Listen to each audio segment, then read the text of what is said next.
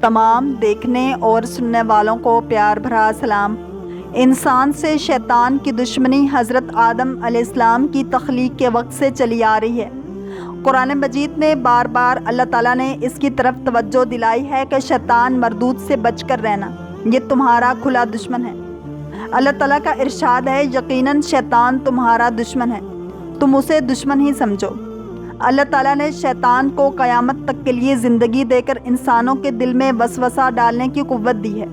اس عطا شدہ قوت کے بلبوتے پر شیطان نے اللہ تعالیٰ کو چیلنج کر دیا کہ وہ آدم علیہ السلام کے بیٹوں کو اللہ کا باغی اور نافرمان بنا کر جہنم کا ایندھن بنا دے گا۔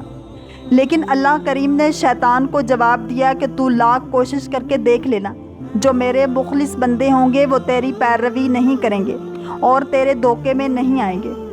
جس طرح اللہ تعالیٰ کا عرش ہے جسے 8 فرشتے تھامے ہوئے ہیں، شیطان نے بھی اللہ کے مقابلے میں پانی پر اپنا تخت لگا رکھا ہے، جہاں سے وہ اپنے کارندوں کو مخلوق کی گمراہی کے لیے روانہ کرتا ہے۔ حضرت جابر رضی اللہ تعالیٰ عنہ سے روایت ہے کہ رسول اللہ صلی اللہ علیہ وآلہ وسلم نے فرمایا، بے شک ابلیس اپنا تخت پانی پر رکھتا ہے، پھر وہ اپنے لشکروں کو بھیجتا ہے، پس مرتبے کے اعتبار سے اس کے نزدیک وہی مقرب ہوتا ہے جو فتنہ ڈالنے میں سب سے بڑا ہو۔ ان میں سے ایک آتا ہے اور کہتا ہے، میں نے اس طرح کیا، تو شیطان کہتا ہے، تو نے کوئی بڑا کام سر انجام نہیں دیا۔ پھر ان میں سے ایک اور آتا ہے اور کہتا ہے، میں نے فلاں آدمی کو اس وقت تک نہیں چھوڑا جب تک اس کے اور اس کی بیوی کے درمیان جدائی نہ ڈال دی۔ شیطان اسے اپنے قریب کر لیتا ہے اور کہتا ہے، ہاں تو نے بڑا کام کیا ہے۔ ابلیس اپنے تخت یعنی تخت شاہی کو پانی پر رکھتا ہے، پھر جنوں میں سے اپنے لشکروں کو بھیجتا ہے تاکہ وہ لوگوں کو آزمائش میں ڈالیں اور انہیں گمراہ کریں۔ تو مرتبے کے اعتبار سے ابلیس کا سب سے قریبی وہ شیطان ہوتا ہے جو لوگوں کو گمراہ کرنے میں سب سے زیادہ بڑا ہوا ہو۔ ان شیاطین میں سے ایک آتا ہے اور ابلیس سے کہتا ہے، میں نے ایسا اور ایسا کیا، مثال کے طور پر میں نے چوری کا حکم دیا اور شراب پینے پر ابھارا وغیرہ۔ تو ابلیس اس سے کہتا ہے، تو نے کوئی بہت بڑا کام نہیں کیا، یا یہ کوئی ایسی چیز نہیں ہے جس کو کارنامہ شمار کیا جائے۔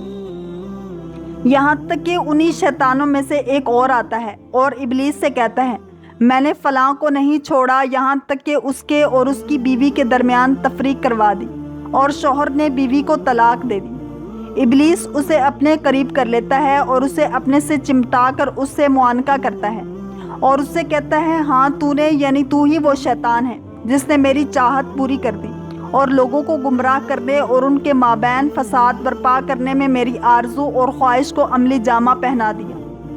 شیطان کے ہتھیاروں میں سے ایک بہت بڑا ہتھیار جس کے ساتھ وہ لوگوں پر حملہ آور ہوتا ہے یہ ہے کہ وہ یہ خیال دل میں ڈالتا ہے کہ کوئی بات نہیں، گناہ کر لو پھر توبہ کر لینا، ابھی بڑی لمبی عمر باقی ہے۔ اس طرح وہ نافرمان لوگوں کے دل میں توبہ سے غفلت ڈال دیتا ہے اور کہتا ہے، اگر تو نے اب توبہ کر لی اور پھر کوئی گناہ کا ارتکاب کیا تو تیری توبہ ہرگز قبول نہ ہوگی اور تو جہنمی بن جائے گا۔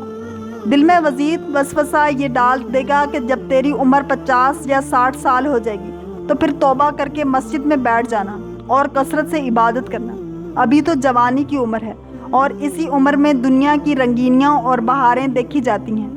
اپنے نفس کو خوب منمانی کرنے دے اور عبادت اور ریاضت کر کے ابھی اس پر سختی نہ کرے۔ انسان کو توبہ سے محروم رکھنے کے لیے اس طرح کے کئی اور بھی شیطانی مکر و فریب ہوتے ہیں۔ کہتے ہیں ایک دن شیطان بیٹھا رسیوں کے پھندے تیار کر رہا تھا۔ کچھ موٹی موٹی رسیوں کے پھندے تھے، کچھ باریک اور کمزور رسیوں کے پھندے تھے۔ وہاں سے ایک علم والے کا گزر ہوا تو اس نے شیطان سے پوچھا، ارے او شیطان، انسان کے دشمن یہ کیا کر رہے ہو؟ شیطان نے سر اٹھا کر دیکھا اور اپنا کام جاری رکھتے ہوئے بولا، دیکھتے نہیں حضرت، انسانوں کو قابو کرنے کے لیے پھندے تیار کر رہا ہوں۔ ان حضرت نے پوچھا، یہ کیسے پھندے ہیں؟ کچھ موٹے کچھ ہلکے۔ شیطان نے جواب دیا، پھندے ان لوگوں کے لیے ہیں جو شیطان کی باتوں میں نہیں آتے، لہٰذا مختلف قسم کے پھندے تیار کرنے پڑتے ہیں، کچھ خوشنما، کچھ موٹے، کچھ باریک۔ ان حضرت کے دل میں تجسس پیدا ہوا، پوچھا، کیا میرے لیے بھی کوئی پھندا ہے؟ شیطان نے سر اٹھا کر مسکراتے ہوئے کہا، آپ علم والوں کے لیے مجھے پھندے تیار نہیں کرنے پڑتے، آپ لوگوں کو تو میں چٹکیوں میں گھیر لیتا ہوں۔ علم کا تکبر ہی کافی ہے آپ لوگوں کو پھانسنے کے لیے۔ ان حضرت نے حیران ہو کر پوچھا، پھر یہ موٹے پھندے کس لیے ہیں؟ شیطان نے کہا، موٹے پھندے اخلاق والوں کے لیے ہیں، جن کے اخلاق اچھے ہیں، ان پر قابو پانا مشکل ہوتا ہے۔ اسی لیے حدیث شریف میں ہے کہ اعمال میں سب سے زیادہ وزنی چیز اخلاق ہوگا۔